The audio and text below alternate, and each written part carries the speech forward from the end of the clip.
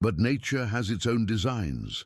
The bear, a giant of primal instincts, approached the fallen figure. There was no hunger in its gaze, only curiosity. It sniffed the air, the elderly woman's wrinkled skin, the exposed fragility. And then something shifted. Its gaze drifted from the helpless victim to the figure retreating in a panic. The scent of fear and cowardice, more pungent than that of vulnerability. With a roar that made the earth tremble, the bear ignored the aunt and bolted, not towards the easy prey, but after the villain who ran like a frightened hare. The niece, who had anticipated her aunt's death, now felt the hot breath of wild justice on her heels, becoming the prey she herself had created. Fear, once a tool, was now her tormentor, and the forest, which was meant to be her aunt's tomb, became the stage for her own hunt. The thin mountain air, once a balm, now tore at the niece's burning throat. Each gasp was a torment, each heartbeat a drum of panic echoing in her ears, drowning out the sound of her own clumsy steps. The initial disbelief, the certainty that the bear would take her aunt, crumbled in a split second, replaced by a chilling, paralyzing terror. The roar. That roar was not a warning, it was a hunt. And the prey, to her absolute horror, was her. Her feet, once firm on the trail, now stumbled over treacherous roots and loose stones, each step a battle against gravity and despair. The smell of damp earth and decaying leaves mingled with the metallic odor of her own fear. A scent she knew to be irresistible to the beast pursuing her. She could feel the ground tremble slightly with each heavy stride of the bear, a vibration that climbed her legs, warning of imminent proximity. Branches whipped her face, scratching her skin, but she felt no pain. Her mind was fixated on a single image, the dark, furry mass, the hungry eyes, the open mouth revealing sharp teeth. She ran as she never had before in her life, her lungs burning, her thigh muscles screaming in protest. But there was no time for rest, no room for weakness. Death was on her heels, and she was solely responsible for having opened the door to it. The forest, which moments before had been her silent accomplice in the heinous plan against her aunt, now transformed into an oppressive labyrinth. Each tree an obstacle, each shadow an illusory hiding place.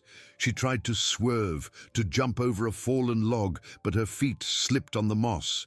She fell to her knees, her hands scraping against the earth and sharp pebbles. A moan of pain and frustration escaped her lips, but there was no time for lament. The sound of the bear's heavy breathing was closer now, terrifyingly close. With superhuman effort, she pushed herself up, her body aching, but adrenaline pulsing through her veins. She ran again, faster, more desperate. The image of her fallen aunt, the crutches discarded beside her, flashed in her mind. A flicker of guilt? No, it was more like selfish regret. If her aunt had been there, perhaps the bear would have taken her. But no, the bear had chosen the prey that fled. The one that showed the most visceral fear, the one that behaved like a frightened hare. The irony was cruel, a distorted mirror of her own malice. She could hear the snapping of branches behind her, the rustling of leaves under the animal's giant paws. The bear wasn't just running, it was hunting, using its primal instinct, its brute strength, and its surprising speed to close the distance. It wasn't a pure sprint, but a relentless, methodical pursuit. It knew she couldn't maintain that pace. It knew the prey would tire. The niece attempted a desperate zigzag, throwing her body from side to side, hoping to confuse the predator. But the bear was smarter, or perhaps just more focused. It adapted, cutting corners, always maintaining the same terrifying distance. She could feel the warmth of its breath on her neck, the scent of wild animal invading her senses. Panic morphed into a cold despair, the certainty that there was no escape.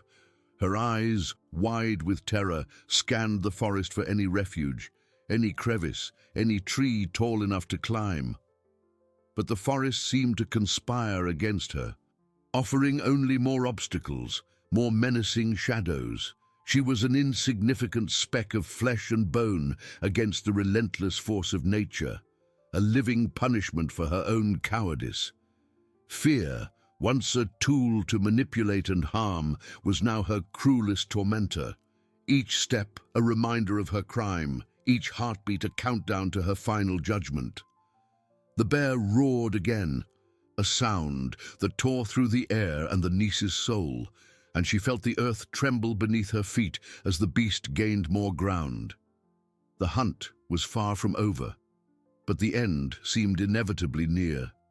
The hunt was far from over, but the end seemed inevitably near. The air, once an enemy tearing at her throat, now felt dense, almost solid, impeding each desperate gasp. The niece's lungs burned like embers. Her leg muscles, already in tatters, threatened to give way with every step. She was no longer running. She was staggering, dragging herself, driven only by the purest, most primal terror. The sound of the bear's breathing was no longer a distant echo. It was a pulsating thunder in her ears, a warm, damp breath she could feel on her neck, laden with the wild scent of earth, pine, and imminent death. Her eyes, bloodshot and panicked, swept the forest in a green and brown blur. Each tree seemed a monster, each shadow a lurking predator. There was no refuge, no escape. The forest, which she had thought to dominate with her cruel cunning, now devoured her, transforming her into a pathetic, hopeless prey. She stumbled again, this time falling sideways, her body hitting hard against a tangle of exposed roots. A sharp pain tore through her flank, but she barely registered it. The bear was there. She could feel it. With a shriek of pure terror, she turned, crawling backward, her eyes fixed on the dark mass materializing a few feet away. The bear wasn't running. It was walking, a slow, deliberate pace, like an executioner approaching the condemned. Its eyes, once just a menacing glimpse, were now two black, inexpressive pearls, fixed on her with an intensity that chilled her soul. Its mouth, slightly open, revealed sharp, white, terrifying teeth, capable of tearing flesh and bone with frightening ease. A trickle of saliva dripped from one corner, a grotesque detail that seared itself into her burning memory. The niece tried to scream, but her voice failed, turning into a hoarse, soundless wheeze. Fear had paralyzed her vocal cords, robbing her even of the dignity of a final cry. She tried to stand, but her legs wouldn't respond, turned to jelly. She was trapped, lying on the forest floor like a helpless insect about to be crushed. The image of her aunt, fallen and vulnerable, returned to her mind, but not with guilt, rather with a selfish despair. Why not her? She thought, with a bitterness that not even terror could erase. Why me? I don't deserve this. But the forest cared nothing for deserving, only for instinct, and the bear's instinct was clear, to hunt the prey that fled, the one that exuded the most potent fear.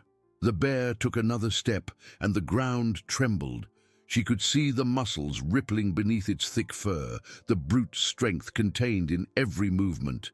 It was a perfect machine of predation, and she was the target.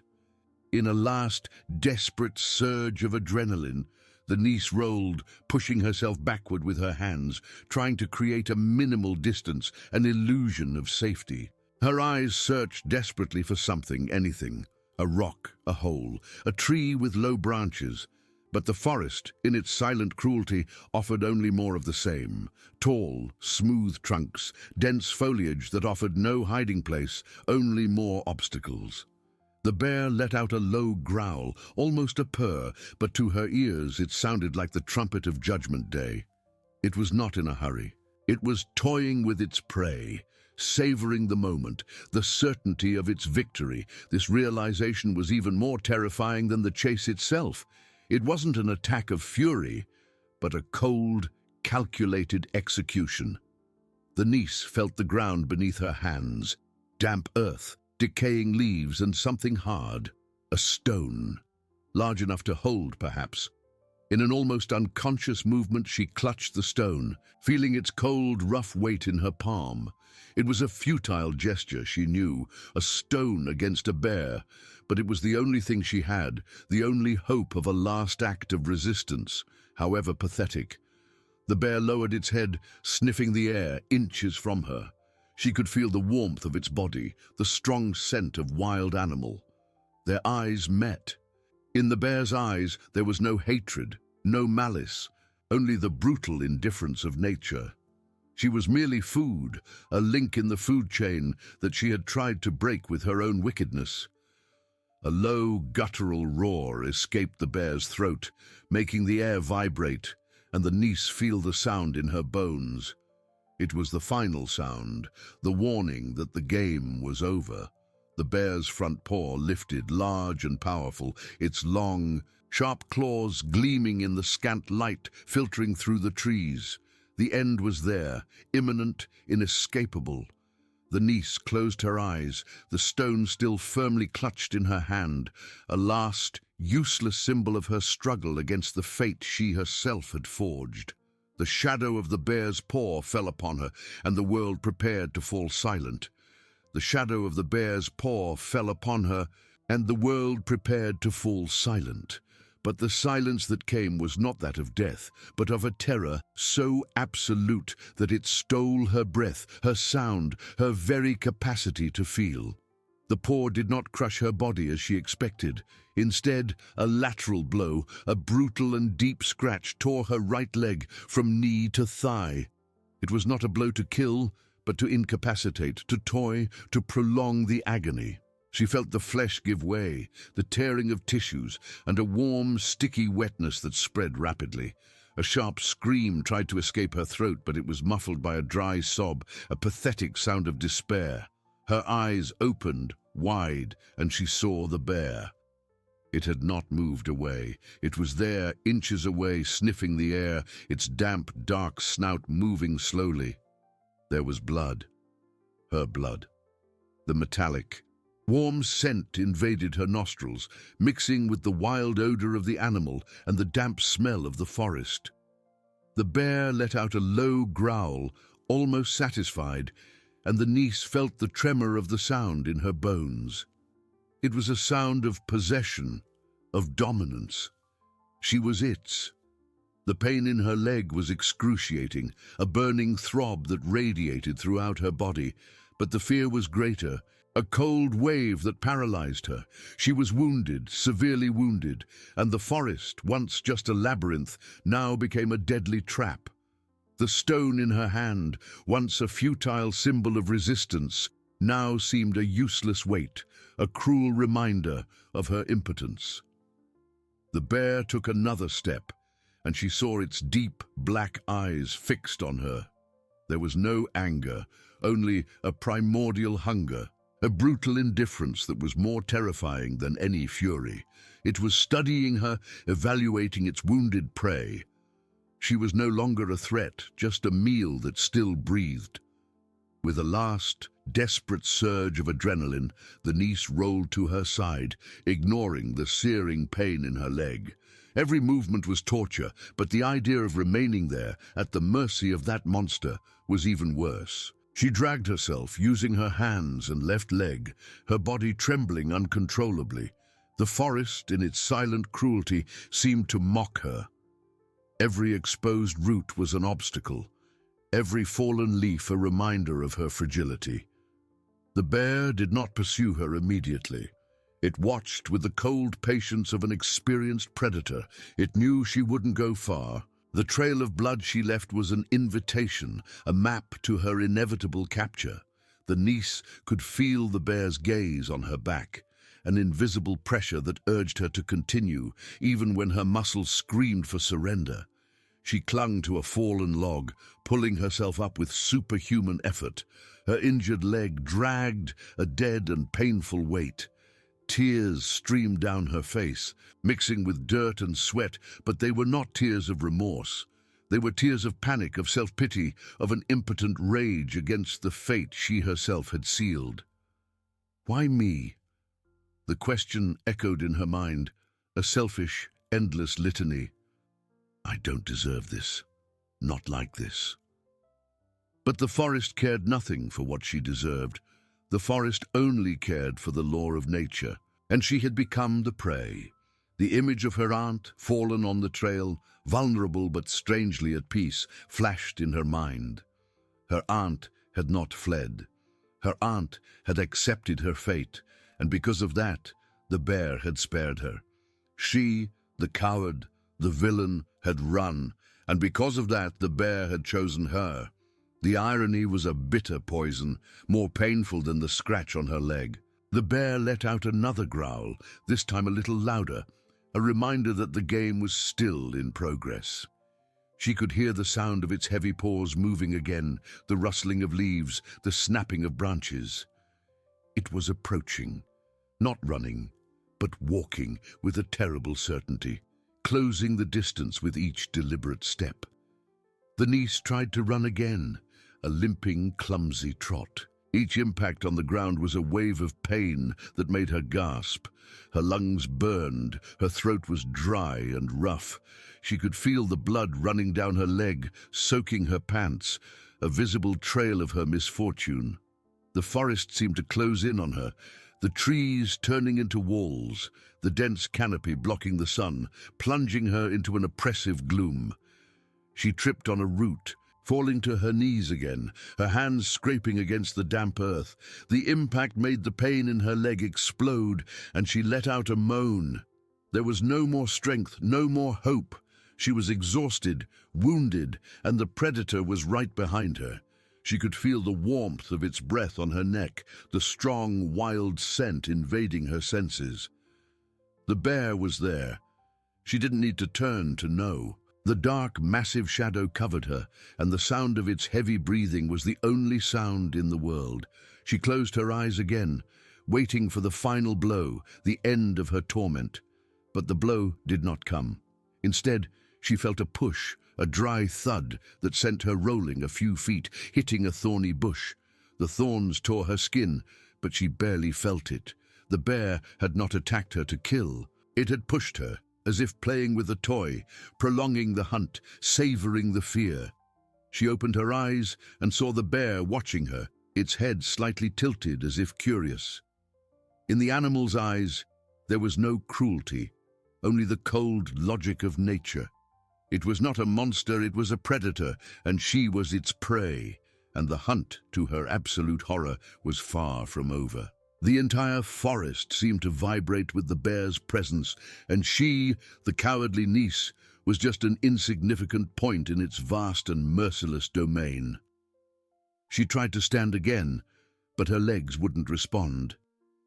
Terror had turned into a painful lethargy, and she knew that this time there was nowhere left to run. The impact of the shove was not the end, but an even crueler beginning.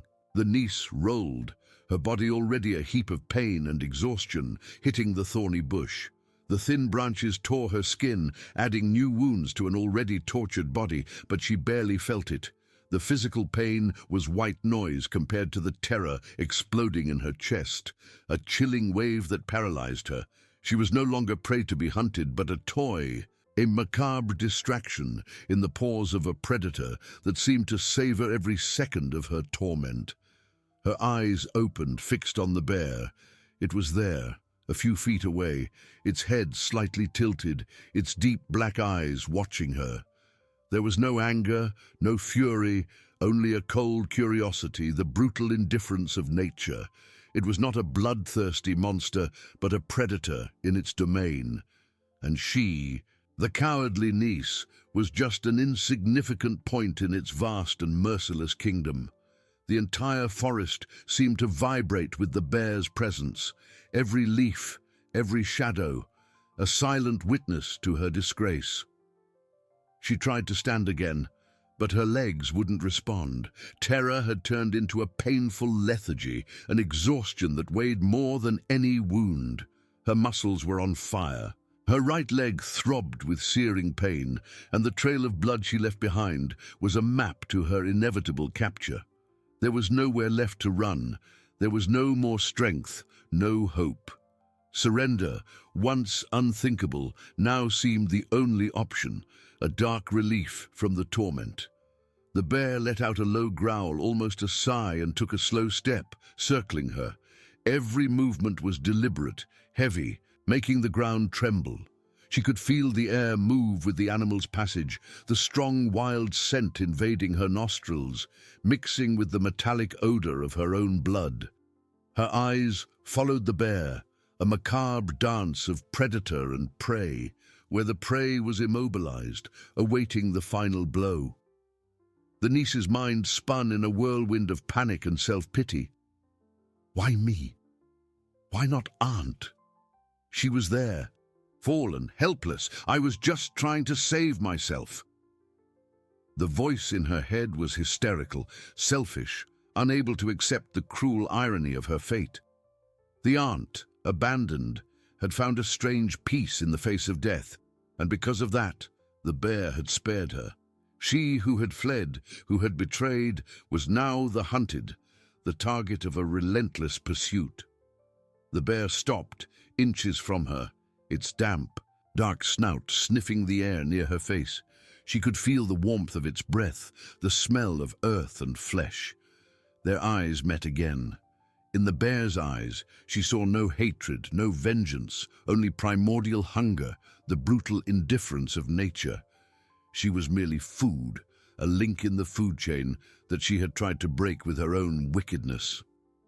A low, guttural sound escaped the bear's throat, a deep purr that made the air vibrate and the niece feel the sound in her bones. It was not a roar of attack, but a sound of possession, of dominance. It had cornered her, had wounded her, and now it was there, savoring its victory. The bear's front paw lifted again, not to crush, but to push her aside with the back of its hand, as if adjusting an object. She rolled once more, the pain in her leg exploding in new agonies, her body hitting a fallen log. She was lying on her back now, looking up at the dense canopy of trees, where sunlight struggled to penetrate. The forest seemed to close in on her, the trees turning into walls, the sky an oppressive ceiling. The bear approached, and this time it did not stop.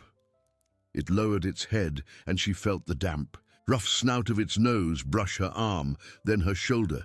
It was a light touch, almost investigative, but it made her tremble uncontrollably. It was sniffing her, evaluating her like a butcher examining a piece of meat. Panic turned into a terror so absolute that it stole her breath, her sound, her very capacity to feel. She was at its mercy, completely helpless, a mere object of curiosity before becoming a meal. The stone she had clutched before, a futile symbol of resistance, was now lost somewhere, a cruel reminder of her impotence. The bear let out another growl, this time a little louder, and the niece felt the tremor of the sound in her bones. It was not in a hurry. It was playing, savoring every moment, every drop of fear she exhaled. The hunt had not ended with the scratch, nor with the shove. The hunt was the psychological torment, the agonizing wait for the final blow. And to her absolute horror, she realized that the bear had not yet decided how it wanted to end the game. It watched her, and she, the cowardly niece, was just an insignificant point in its vast and merciless domain, waiting for her tormentor's next move. The heavy forest air seemed to condense around the niece, every leaf, every shadow, a silent witness to her disgrace. The bear, a few feet away, was not hurrying. Its deep black eyes, devoid of any human emotion, watched her with a cold curiosity, the brutal indifference of nature in its purest form. She was just an insignificant point in its vast and merciless domain, waiting for her tormentor's next move. The niece lay on her back, the searing pain in her right leg throbbing in sync with the terror exploding in her chest. The trail of blood she left behind was a map to her inevitable capture, a macabre invitation to the predator that now surrounded her. There was nowhere left to run. There was no more strength, no hope. Surrender, once unthinkable, now seemed the only option, a dark relief from the torment that dragged on. The bear's paw, enormous and furry, rested gently on her thigh. not with crushing force, but with a weight that immobilized her, a constant pressure that prevented any movement. She could feel the retractable claws, sharp as razors, through the fabric of her pants, but they did not pierce her. It was a display of power, a reminder that it could end this at any moment, but chose not to. Her eyes widened, fixed on the bear's snout, which was now inches from her face, its whiskers brushing her skin. The smell of its breath was overwhelming, a mixture of earth, leaves, and a sweetish odor of meat.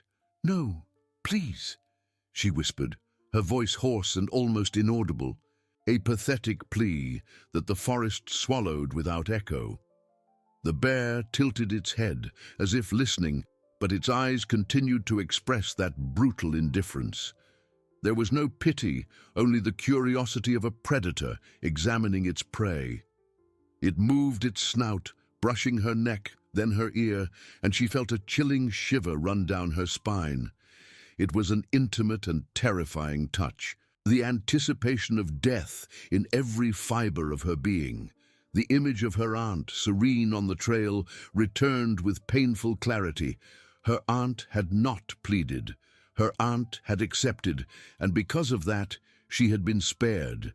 She who had betrayed, who had fled, was now trapped in a nightmare she herself had created. The irony was a bitter poison, more corrosive than any physical wound. She had traded dignity for a cowardly escape, and now she paid the price, not with a quick death, but with prolonged torment, a cruel game in the paws of an animal that seemed to understand the depth of her fear. The bear removed its paw from her thigh, but did not move away. Instead, it sat down, majestic and imposing, a few feet from her, watching her. It was as if it was waiting, perhaps for a last act of desperation, a last attempt to escape that it could thwart. Time stretched, each second an eternity of agony. The sun, which had struggled to penetrate the canopy, now seemed to have given up, plunging the forest into an even deeper gloom. The niece closed her eyes, tears streaming freely, not from remorse, but from a paralyzing terror and endless self-pity. She was at the bear's mercy, and the bear, to her absolute horror, seemed to enjoy every second of her suffering. She was at the bear's mercy, and the bear, to her absolute horror, seemed to enjoy every second of her suffering. The tears streaming down her face were not of genuine regret, but of a paralyzing terror, of a self-pity that consumed her. The cold of the forest began to seep into her bones, mixing with the searing pain in her leg. Every muscle in her body trembled, not just from fear, but from the exhaustion of a futile escape and forced immobility. The sky, once a canopy of hope, was now a dark and oppressive canvas, where the last brushstrokes of daylight faded into shades of purple and gray. The bear, sitting a few feet away, was a mountain of fur and muscle, an imposing silhouette against the growing gloom. Its eyes, once merely curious, now seemed to carry a weight, a cold intelligence that made her feel even smaller and more insignificant. It did not move, did not growl, just watched. And that observation was worse than any physical attack. It was a silent torture, a calculated weight that drained her soul. The niece's mind, once a whirlwind of panic and selfishness, now settled into a strange and terrible clarity. She saw herself lying there, wounded, dirty, pathetic, and she saw her aunt in her mind, serene, accepting the fate that she, the niece, had imposed. The aunt who had been abandoned had found a peace that the niece would never know. The aunt who had been the victim had been spared. And she, the tormentor, was now the prey, the toy of a predator that seemed to have understood the depth of her wickedness. A distant sound, the lonely howl of a coyote, tore through the forest's silence, making her jump. The bear did not react, its eyes fixed on her. The forest, which during the day was a refuge of life, now transformed into a labyrinth of shadows and menacing sounds. Every snap of a branch, every rustle of leaves, every whisper of the wind seemed to carry a new threat, a new, lurking predator.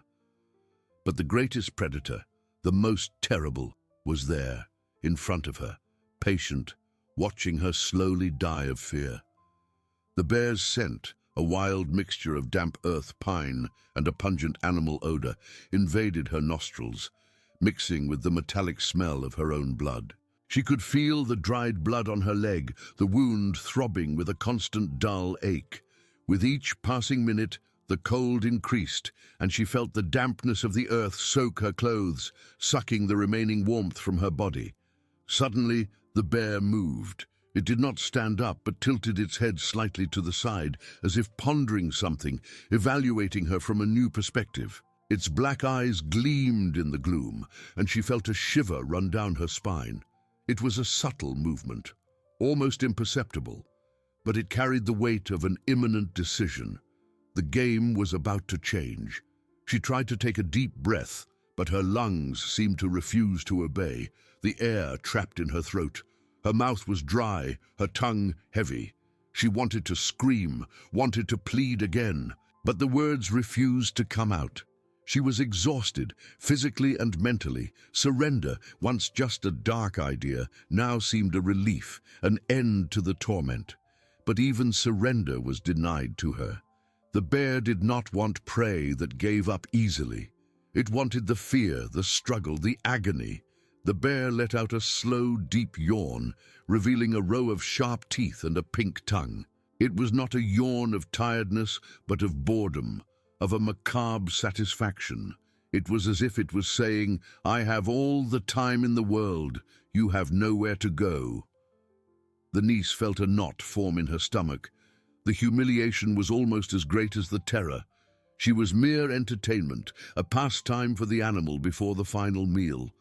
The darkness deepened, and the shadows of the forest stretched like ghostly fingers, enveloping her.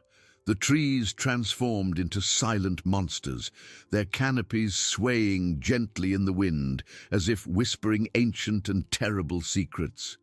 She was alone, completely alone, with the exception of the bear. And the bear was not company, but the personification of her punishment. She closed her eyes again, wishing it was all a nightmare, that she could wake up in her bed, far from that green hell. But the pain in her leg, the biting cold, the smell of the bear, everything was too real. When she opened them, the bear was still there, a colossal, motionless shadow. But now something was different. It had stood up. The niece's heart leaped, beating wildly against her ribs.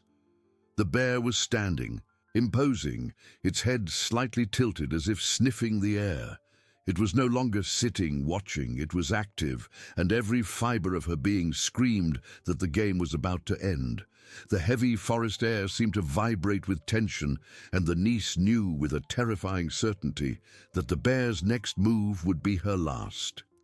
The heavy forest air seemed to vibrate with tension, and the niece knew with a terrifying certainty that the bear's next move would be her last. She felt her heart leap into her throat, a frantic drum echoing in her ears. The bear's enormous silhouette, now upright, completely dominated her vision, blocking the little light that remained. It was a furry mountain of muscle and intent, and every fiber of her being screamed that the game was about to end. The bear did not advance immediately. Instead, it tilted its head, its deep black eyes fixed on her, as if evaluating the best way to proceed. It was an agonizing pause, a silence that weighed more than any roar. The niece tried to shrink further, wishing she could disappear into the damp earth, but her body seemed paralyzed, a statue of terror and pain. The approaching night's cold already enveloped her, but what made her tremble was not the weather, but the imposing presence of the beast. Then it moved, a slow, deliberate step, its enormous padded paws barely making a sound on the dry foliage. A second step and then a third. It was not running, not attacking, it was circling her. Every movement was calculated, every step a blow to her already fragile sanity. The niece followed its movements with wide eyes, her neck rigid, unable to look away. The bear was a predator in its element, and she, the prey, was completely at its mercy. trapped in a circle of imminent death. The bear's scent, once just a presence, now intensified with each turn, mixing with the odor of pine, earth, and the metallic tang of her own blood. She could feel the animal's warm, heavy breath each time it passed closer, a cruel reminder of its proximity. The wound in her leg throbbed with searing pain, but it was a pain she barely registered, overshadowed by the absolute terror that dominated her. She was trapped in a waking nightmare, and there was no escape. The niece's mind, once a whirlwind of panic and selfishness, now fixated on a single image: her aunt. The aunt whom she had abandoned, whom she had betrayed. The aunt who was back there, perhaps dead, perhaps still alive, but certainly at peace. The aunt had not pleaded. The aunt had not run, and because of that the aunt had been spared. The irony was a bitter poison, more corrosive than any acid, burning her from within. She had traded dignity for a cowardly escape, and now she paid the price, not with a quick death, but with prolonged torment. A cruel game in the paws of an animal that seemed to understand the depth of her fear. The bear completed the first circle, its eyes never leaving hers. It paused for an instant, a few feet from her face, and let out a low growl, almost a purr, that made the ground vibrate. It was not a growl of anger, but of satisfaction. It was enjoying her terror, savoring every drop of panic she exhaled. The niece felt tears stream down again, warm on her cold face, but they were not of regret. They were of pure terror and self-pity. The darkness of the forest deepened with each second, shadows lengthening and merging, transforming the trees into ghostly figures. The wind whispered through the leaves, and every sound seemed amplified. Every snap of a branch, every rustle, a premonition of something even more terrible. She was alone, completely alone, with the exception of the bear. And the bear was not company, but the personification of her punishment. It began the second circle, its steps even slower, even more deliberate. This time, it not only watched her, but also sniffed the air, as if absorbing her fear, her despair. The niece tried to move an arm, only to feel the searing pain in her leg and the paralysis of fear. She was a mere object, a toy, a piece of meat to be discarded when the predator grew tired. The image of her face, dirty with earth and tears, reflected for an instant in the darkness of the bear's eyes, and she saw herself as it saw her, weak, pathetic, helpless. There was no hope. There was no escape. There was only the bear and the falling night, and the inevitable end she had brought upon herself. Suddenly the bear stopped, no longer circling. It was directly in front of her, less than a meter away. Its eyes, once merely curious, now seemed to carry a weight, a cold intelligence that made her feel even smaller and more insignificant. It raised one of its front paws, enormous and furry, and the niece closed her eyes, waiting for the final blow, the crushing, the tearing of flesh. But the blow did not come. Instead, she felt a light touch, almost a caress, from the bear's paw on her head. The claws, though not extended, were an implicit threat, the promise of unimaginable pain. It was just, touching her, playing with her. The humiliation was almost as great as the terror. She was mere entertainment, a pastime for the animal before the final meal. The bear made a sound. Not a growl, not a roar, but something between the two, a guttural, deep sound that vibrated in her chest and made her tremble uncontrollably. It was a sound of dominance, of possession. It was claiming her. She opened her eyes, and the bear was there, its snout inches from hers, its whiskers brushing her skin. The smell of its breath was overwhelming, a mixture of earth, leaves, and a sweetish odor of meat. She knew this was the end. There would be no more games, no more psychological torment. The bear had grown tired of playing. She closed her eyes again, a solitary tear tracing a path down her temple. The sound of the bear approaching, the warmth of its breath, the imminence of death. Everything merged into a single terrible moment. She felt the damp, rough snout brush her neck, and then a tug. Not a biting attack, but a firm pull, as if the bear was trying to drag her. She was a rag doll without resistance, at the mercy of the animal's brute force. The rough ground scraped her back as she was dragged slowly into the deeper darkness of the forest, to a fate she dared not imagine. The bear would not kill her there, in sight of the trail. It would take her to its lair, to a place where it could enjoy its prey without interruption, where her last scream would be swallowed by the merciless silence of the forest. Terror was now a cold, thick layer, covering every inch of her body as she was dragged into the darkness, into the abyss of her own cowardice. The rough forest floor was a continuous torment, tearing her clothes, scratching her skin as she was unceremoniously dragged. Every exposed root, every sharp stone, every dry branch seemed to rise to punish her, a chorus of minor pains, adding to the searing agony of her wounded leg. She was a rag doll, without a will of her own, an inert burden being pulled by the bear's relentless force. The sound of her own body sliding and bumping against the ground was muffled by the rustling of leaves and the animal's low, constant growl, a sound that seemed to vibrate directly in her bones. The darkness deepened with every foot, swallowing the last embers of twilight. The trees became impenetrable walls of shadows, their canopies swaying like silent ghosts above her. The smell of pine and damp earth mingled with the bear's wild, heavy odor, a constant reminder of her captivity. She tried to scream, but her throat was dry, constricted by terror. Only a faint wheeze escaped, lost in the vast silence of the nocturnal forest. The pain in her leg, once a pulsating agony, now transformed into a strange numbness, punctuated by electric jolts with each bump. She could feel fresh blood flowing, mixing with the earth and the forest's dampness, but even this physical pain was overshadowed by the psychological terror. She saw herself as an ant being dragged by a giant predator, helpless, insignificant, her fate sealed. Suddenly, the bear stopped.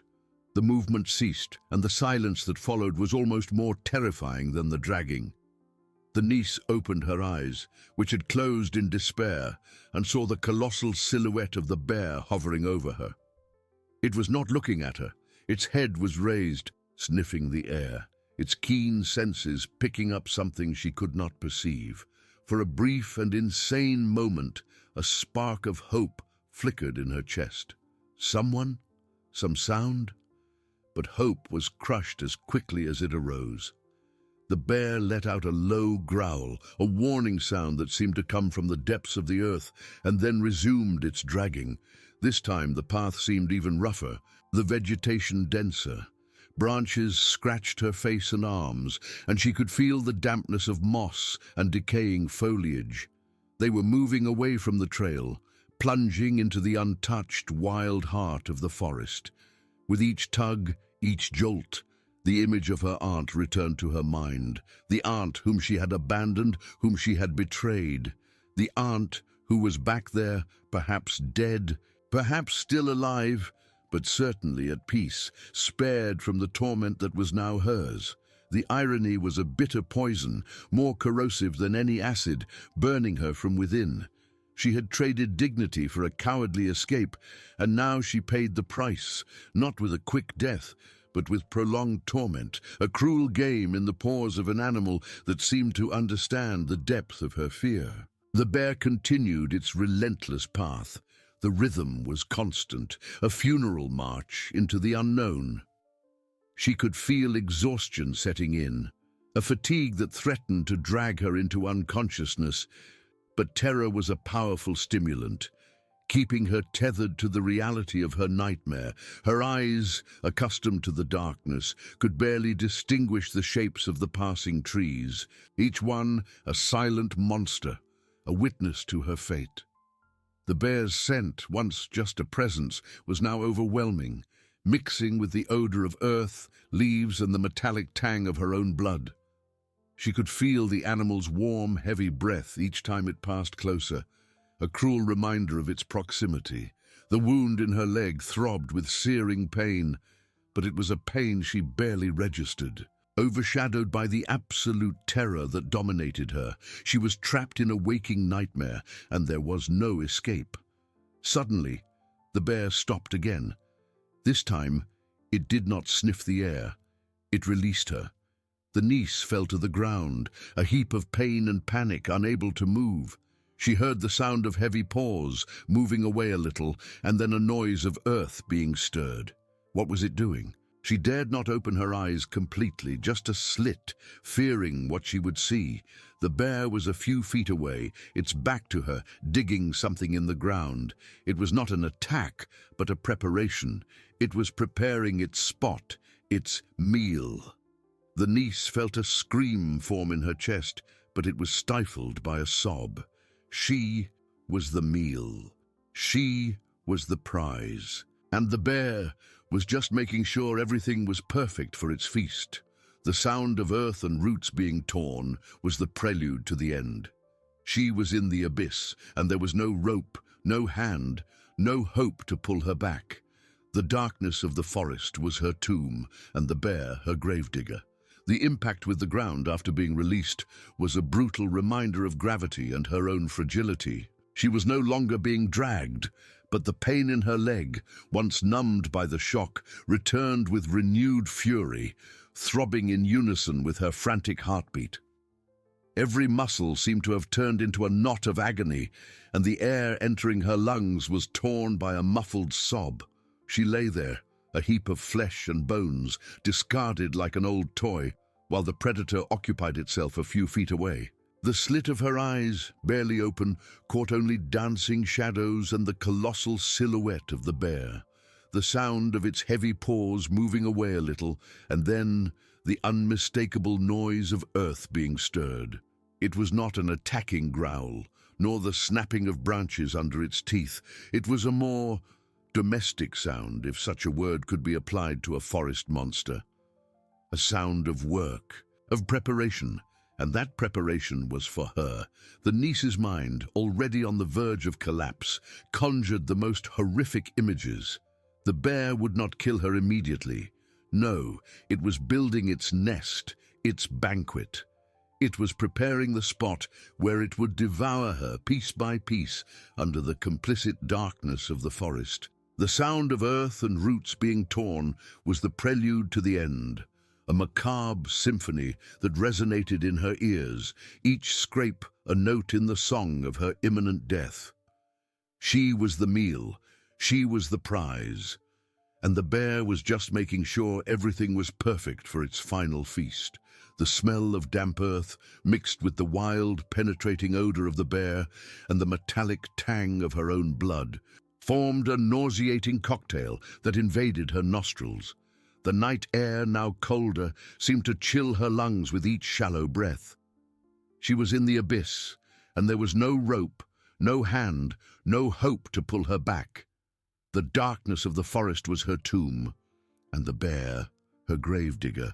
Every piece of her life, every choice, every act of cowardice seemed to unfold before her closed eyes. The image of her aunt, fallen on the trail, crutches scattered, the look of betrayal and helplessness, was a torment more acute than any physical pain. She had traded dignity for a pathetic escape, and now she paid the price, not with a quick death, but with prolonged torment, a cruel game in the paws of an animal that seemed to understand the depth of her fear. The sound of digging continued, rhythmic, relentless. Was it a hole, a hiding place, or a place for her so that her remains would be hidden from view? The uncertainty was a slow poison, corroding her sanity. She tried to move her fingers, but they seemed unresponsive. Her injured leg throbbed, but the pain was now a backdrop to the terror that dominated her. She was an empty shell, waiting to be filled by the void of death. Suddenly the sound of digging stopped. The silence that followed was deafening, more terrifying than any noise. The niece froze, every fiber of her being on high alert.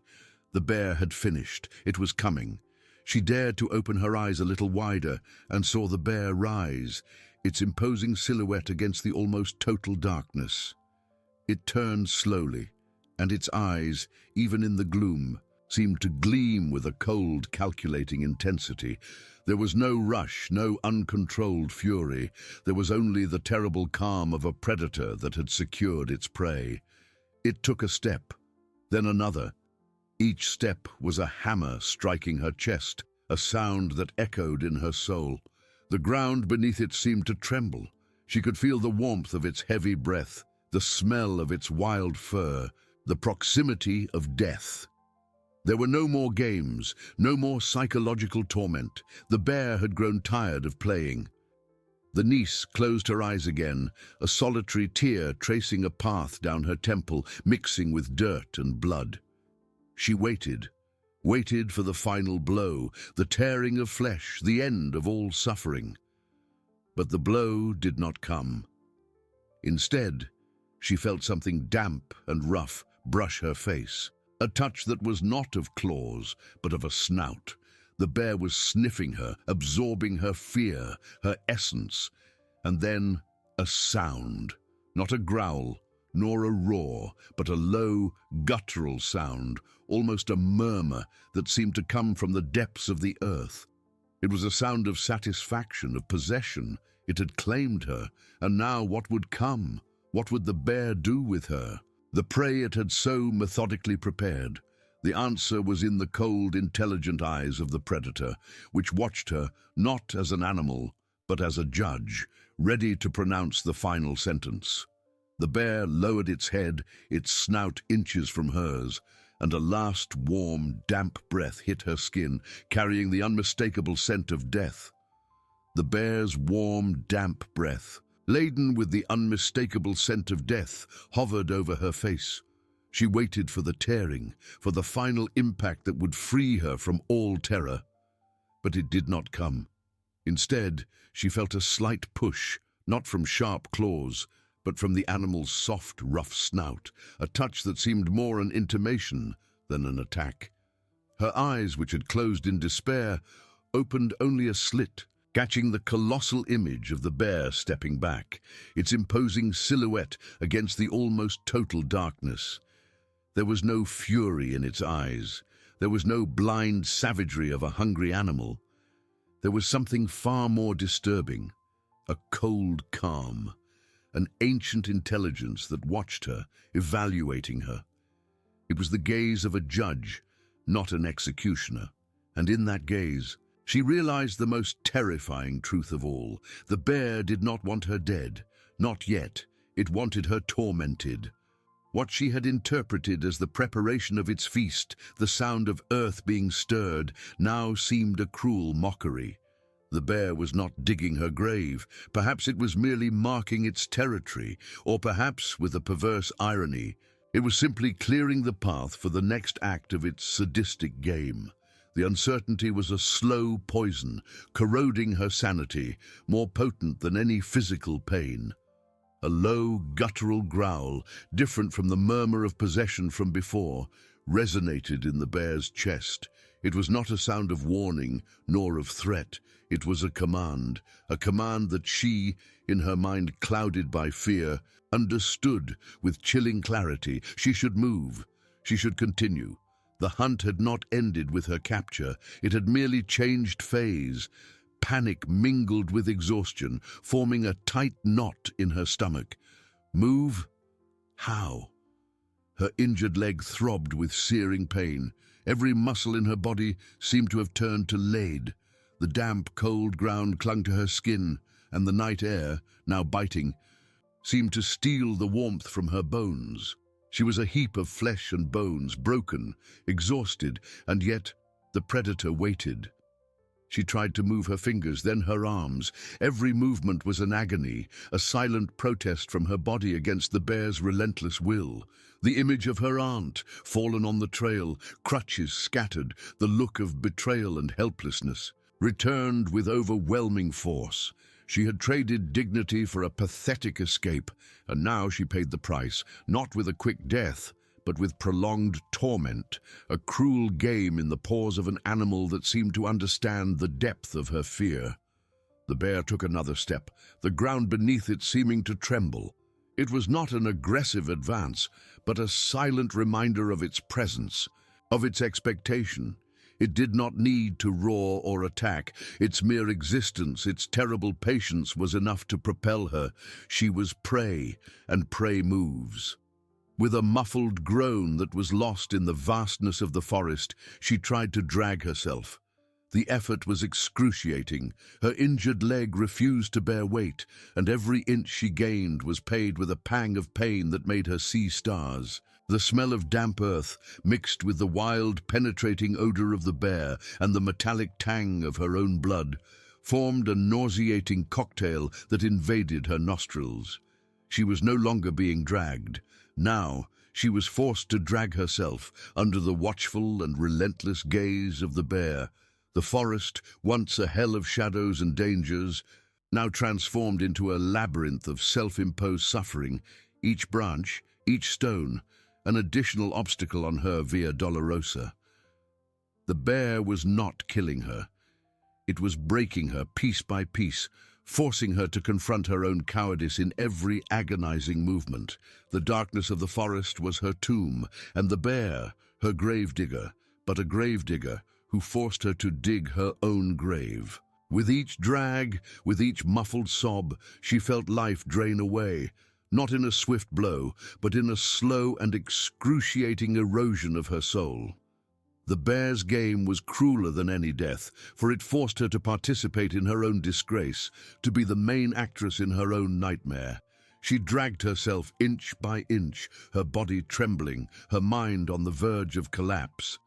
The bear followed her, a step behind, its presence an overwhelming weight, a constant reminder that there was no escape. With each drag, with each gasp, she felt the bitter irony of her fate. She had fled death, only to be condemned to a life of agony in the clutches of a predator that seemed to have understood the depth of her fear and transformed it into its most potent weapon. With each drag, with each breath, stolen from the thin night air, the niece felt the bitter irony of her fate.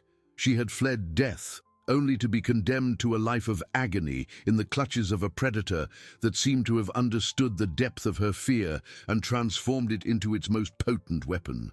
Every fiber of her being cried out for surrender, for a quick end. But the bear, with its terrible patience, denied her even that mercy. It did not want her death, not yet. It wanted her soul torn apart, her hope annihilated, her cowardice exposed in every inch of her pathetic crawl. The forest floor was a mosaic of torture. Twisted roots clung to her already scraped knees and hands. Sharp stones tore at her exposed skin, and the cold, sticky mud clung to every movement, weighing her down, dragging her deeper. The smell of her own blood, mixed with the damp earth and the bear's wild odor, was a macabre perfume that enveloped her, a constant reminder of her fragility and the proximity of her tormentor. Her injured leg, now swollen and throbbing, pulsed with a pain that radiated throughout her body, transforming every attempt at movement into a silent scream. She was not just dragging herself, she was disintegrating. Above her, the treetops formed an impenetrable canopy, swallowing the few stars that dared to peek through.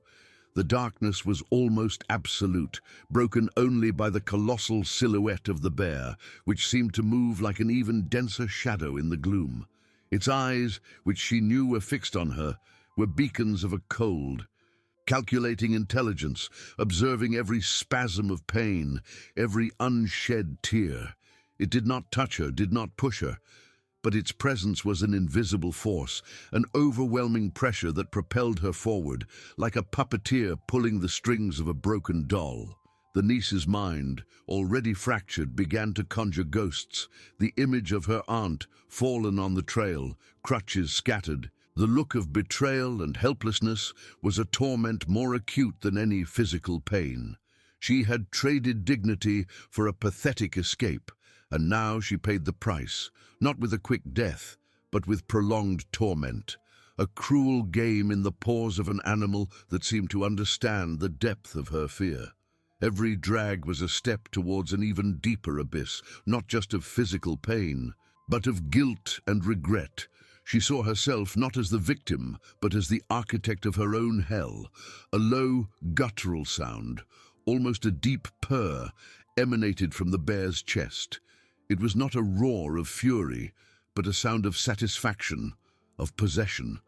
It was the sound of a predator that had broken its prey, that had molded her to its will, transforming her into an instrument of her own torture.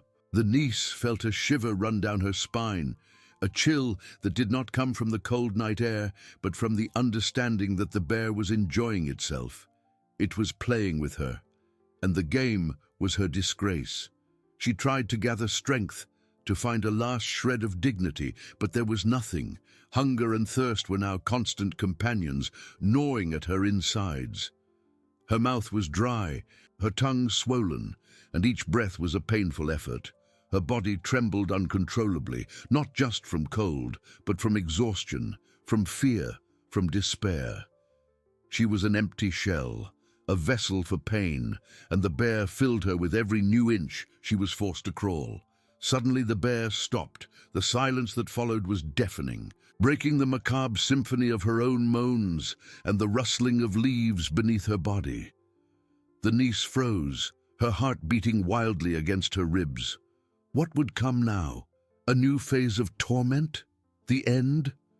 She dared to lift her head slightly, her blurry eyes trying to pierce the darkness.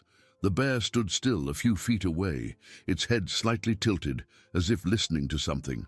A distant noise, almost inaudible to human ears, reached her. A snap of a branch, a rustle of leaves, but different from the usual forest sounds. It was a sound that did not belong there, a sound that seemed to come from another dimension, from a world she had left behind. The bear, however, seemed to recognize it. Its eyes, once fixed on her with a cold intensity, now turned towards the sound, a glint of alertness replacing the calculating calm. The bear growled again, but this time the sound was different. It was not of possession nor of satisfaction. It was a warning growl, an admonition. It was no longer focused on her. There was something else, something that had captured its attention, something that had distracted it from its cruel game. The niece, in her state of stupor and pain, could not understand what it was. She only knew that the bear's attention had shifted, and that, for a brief and terrifying moment, was almost as frightening as having its eyes fixed on her. What could be so important to distract such a determined predator? What else did the forest hold in its depths, waiting to be revealed? The uncertainty was a new poison, mixing with the nauseating cocktail of her suffering. The bear took a step to the side, then another, not moving away from her, but repositioning itself, as if preparing for a new confrontation, a new threat that was not her. The silence that followed the bear's change of posture was denser than the very darkness of the forest. It was not a silence of peace, but of expectation, of a suspended tension that vibrated in the cold air. The niece, paralyzed by terror and pain, tried to decipher the sound that had diverted the predator's attention. It was faint, distant, but now, with the bear motionless and attentive, it seemed to solidify, gaining more defined contours. A snap of a branch, yes, but not the random snap of a wild animal. There was a rhythm, a cadence that suggested intent, a weight that was not that of a bear's paw.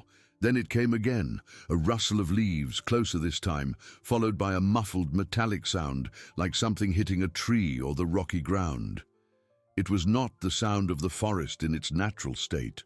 It was an intrusive sound, alien to that particular hell she was living. The niece's mind, clouded by exhaustion and fear, struggled to process the information. What could it be? Another animal? A hunter? Hope, an emotion she thought had been eradicated from her being, flickered for a brief and dangerous instant. Could it be a rescue? But the bear did not move to flee. Its eyes, once focused on her with a cold, calculating intensity, were now fixed in the direction of the sound, a glint of alertness replacing the terrible calm that had tormented her. It did not seem scared, but rather disturbed, like a guardian who senses the approach of an intruder in its territory, or perhaps a player who does not want its toy stolen. The niece felt a new shiver. If the bear did not flee, what would it do? Would it defend its prey? A distant whisper, almost inaudible, broke the veil of night. Voices. They were human voices.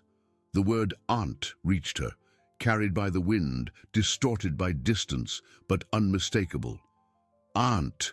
The cry, now clearer, reverberated among the trees. It was a man's voice, a man looking for his aunt.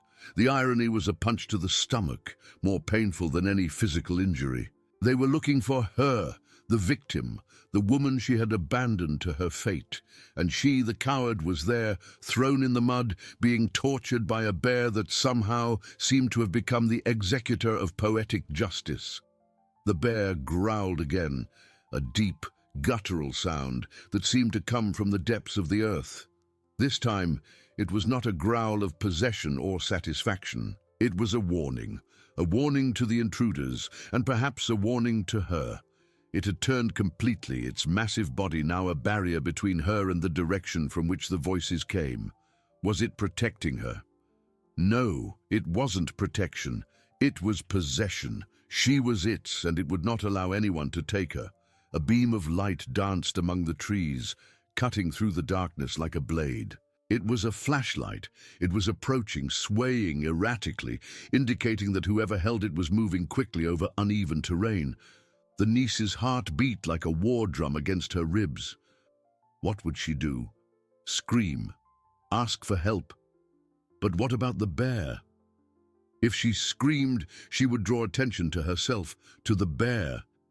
And if the bear, feeling cornered, attacked her, or worse, attacked those who came to her rescue, the image of her aunt, fallen on the trail, returned with painful clarity. She had been the cause of everything, the cowardice, the betrayal. And now the possibility of salvation came through the search for her victim. Guilt was a poison that corroded her from within, mixing with fear and pain. She deserved this, deserved every drag, every pang, every second of terror. But the others, they did not deserve to be dragged into her nightmare. The bear took another step, this time forward, towards the source of the light and voices.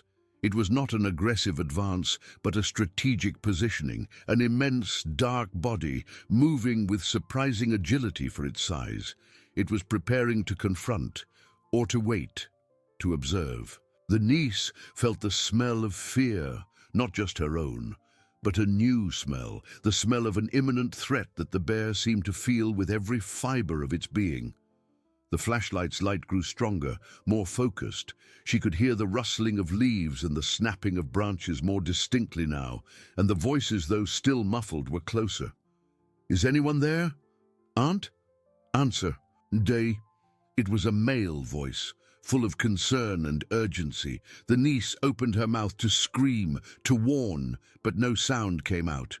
Her throat was dry, her voice hoarse, and the fear of provoking the bear was paralyzing. The bear, perceiving her hesitation, let out a low snort, a sound that seemed to vibrate in her bones. It was a reminder of who was in control, a reminder that she had no voice, no choice.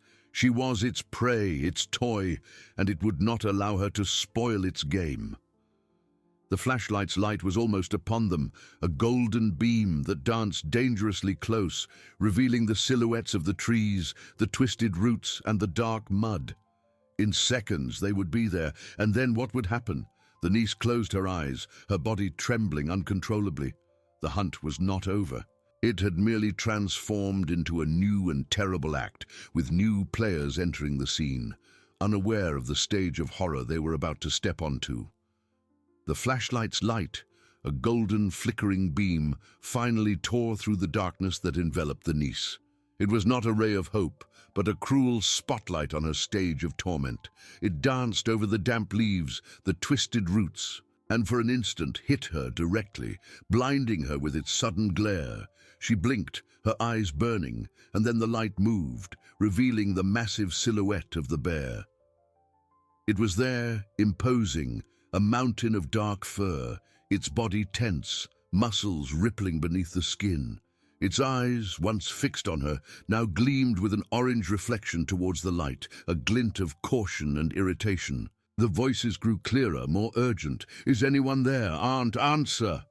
The sound of rustling leaves and snapping branches underfoot intensified. Just a few feet away, the niece felt a cold terror run down her spine. They were there, so close. And the bear did not move to flee. On the contrary, it let out a low growl, almost inaudible to those approaching, but which vibrated through the ground and resonated in the niece's bones.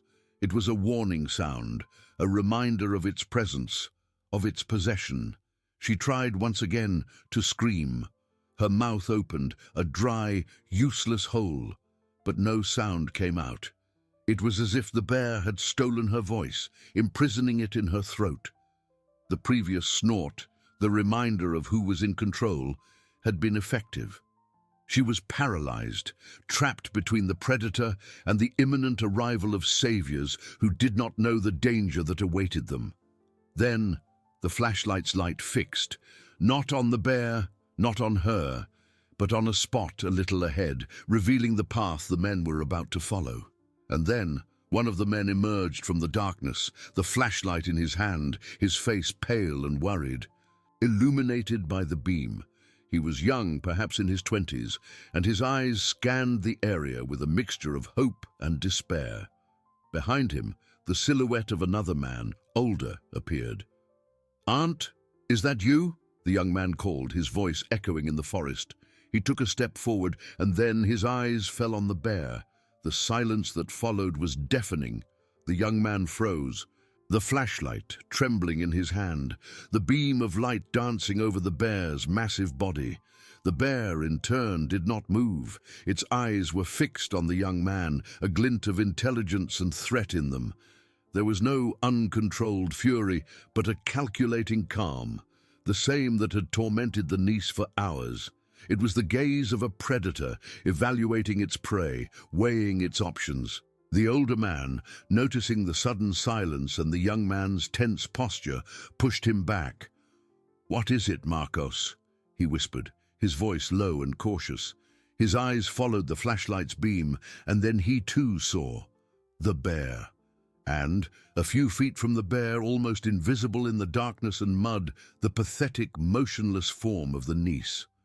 She saw the recognition in the older man's eyes, a flash of shock and confusion. He was not looking for her. He was looking for the aunt, but there she was, the niece, fallen, dirty, and terrified, with a bear a few steps away. The irony was a poison spreading through her veins, mixing with guilt and fear. The bear let out a louder growl this time, a deep, prolonged sound that made the air vibrate. It was not an attacking roar, but a clear warning, a warning that they had invaded its territory, its game. It took a slow step to the side, positioning itself even more directly between the niece and the men. It was a display of possession, a living, menacing barrier. The young man, Marcos, let out a muffled cry of terror. The older man, however, remained calm, though his face was pale. "Don't move," he whispered, his voice tense but firm. "Don't make any sudden movements." He tried to raise the flashlight to better illuminate the bear, but his hands trembled uncontrollably. The niece, lying in the mud, watched the scene unfold with paralyzing horror. She could smell the fear emanating from the men, a scent that mingled with her own, creating an aura of panic in the cold night air. The bear seemed to savor this, its nostrils sniffing the air, its eyes gleaming in the darkness. The older man, with agonizing slowness, began to take a step back, then another, pulling Marcos with him. "Let's go slowly," he murmured. "Don't provoke it." But the bear did not seem willing to let them go so easily. It took a step forward, then another, closing the distance between itself and the men. It was not a rush, but a deliberate advance, a display of power. Its eyes never left the men, and the niece realized that the bear's attention had completely shifted from her. She was now just an object in its territory, something to be defended. The niece felt a new kind of despair. If the men tried to rescue her, the bear would attack them. And if they fled, she would be left behind, to the bear, which was now even more irritated.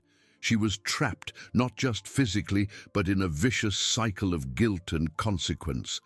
Marcos stumbled on a root, letting out a small cry. The sound was enough.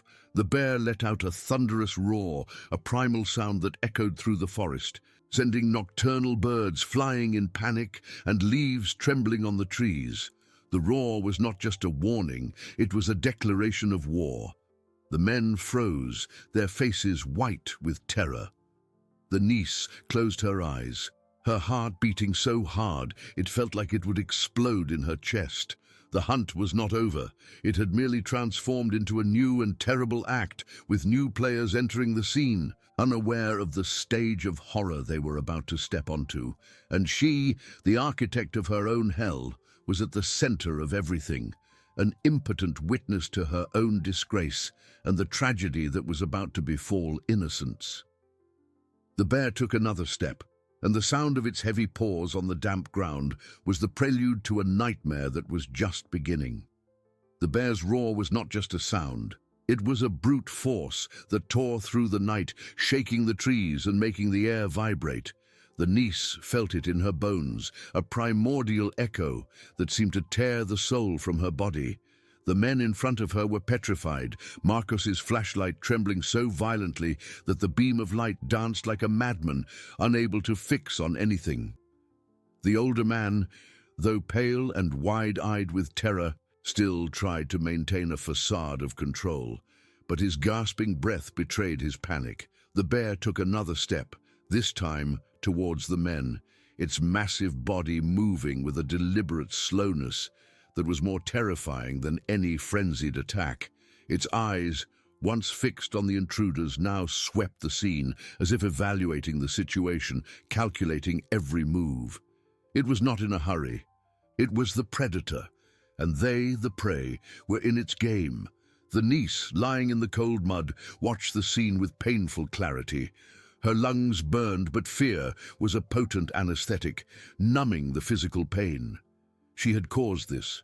Her cowardice, her betrayal, had led these innocent men to this hell. They were there because of her, searching for the aunt she had abandoned. Guilt, once a slow poison, was now a corrosive acid, burning every fiber of her being. The bear let out another low growl, a sound that seemed to come from the depths of the earth, and took another step towards Marcos. The young man let out a muffled moan, and the older man, in a last effort of bravery, tried to interpose himself, extending an arm, as if he could stop the beast with his own will. It was useless. They were helpless. And then something broke inside the niece. It was not courage, not heroism. It was a despair so profound that it transformed into a primal impulse. She could not allow more people to pay for her sins. She could not watch this tragedy unfold, knowing she was the architect of it all. With superhuman effort, she dragged her wounded body, using her elbows to propel herself in the mud. Every movement was a pang of pain, but she ignored it. She needed to do something. She needed to divert the bear's attention. "Here!" she screamed, her voice hoarse and weak, but laden with desperate urgency. "Here! I am here!" The sound, though faint, was enough. The bear, which was about to advance on the men, stopped. Its enormous head turned slowly, and its eyes, once focused on the intruders, now fixed on her. There was a glint of recognition in them, a flash of dark intelligence. It was as if it remembered its original prey, the one that had fled. The men, stunned, saw the niece move. "No!" the older man whispered, but it was too late. The bear let out a powerful snort, a sound of predatory satisfaction. It had been distracted, but now its game was back on track. Its prey, the one it had pursued for so long, was there, offering itself. Without hesitation, the bear turned, completely ignoring the frozen men, and took a wide step towards the niece. It was not a furious attack, but a calculated advance, as if resuming the hunt exactly where it left off. The niece, seeing the bear's eyes fixed on her, felt an even greater terror than before. She had gotten what she wanted. She diverted its attention, but in doing so, she had sealed her own fate. She tried to stand, but her legs were weak, her muscles exhausted. She fell again, the cold mud rising on her clothes. The bear was a few feet away, its strong, wild scent filling the air. She could see the dampness on its snout, the gleam in its eyes, the brute force in every movement. "Run!" she managed to shout to the men, her voice a thread of sound. "Run! It will get you!" But the bear was no longer interested in them.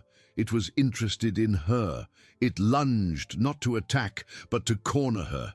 Its immense body blocked any escape route, and she found herself trapped between the bear and the impenetrable darkness of the forest. Panic overwhelmed her. She did not want to die. Not like this. Not after everything, but the guilt, the shame, the fear. Everything mingled in a whirlwind of emotions. She had condemned herself. The bear let out a low growl, almost a purr, and lowered its head, sniffing the air around her. There was no anger in its eyes, only the cold calm of a predator that had finally reached its prey. It did not attack her immediately. It studied her as if savoring the moment, prolonging the terror. The niece closed her eyes, tears mixing with the mud on her face. She could feel the bear's warm, heavy breath. She could hear the sound of its breathing. It was the end of her run, the end of her cowardice, the end of her life. But then the bear did something unexpected. It did not attack her. Instead, it pushed its snout against her shoulder, a soft and strangely curious touch. There was no aggression, only an investigation. It sniffed her, as if confirming her identity, her essence. And then, with a quick and surprising movement, the bear moved away from her, not to flee, but to position itself. It was no longer cornering her for an attack. It was guiding her. It let out a snort, a sound that seemed to say, "Get up, the hunt is not over." The niece opened her eyes, confused, terrified, but also with a hint of irrational hope. The bear did not want her dead. It wanted her running. It wanted her as its fleeing prey, its toy in the dark forest. With a Herculean effort, she dragged herself up, her legs trembling, her body protesting. The bear took a step back, maintaining its distance, its eyes fixed on her. It was no longer growling at the men. Its attention was entirely on her. The men, still in shock, watched the scene unfold. They did not understand. The bear had not attacked. It was waiting. The niece felt adrenaline pump again. She was not free. She was just in a new phase of the hunt. The bear wanted her running, and she would run. She would run until her legs could take no more, until her heart exploded. She would run because it was the only thing she could do, the only way to, perhaps, just perhaps, survive this nightmare she herself had created. With a last look at the men, a look of apology and despair, she turned and began to run, limping, stumbling, but running. The bear, with a growl of satisfaction, followed her, not with the fury of an attack, but with the relentless persistence of a predator that had found its perfect game. The hunt had begun anew, and this time she knew there was no escape, only the endless run through the darkness, with the bear's scent and the weight of her guilt on her heels.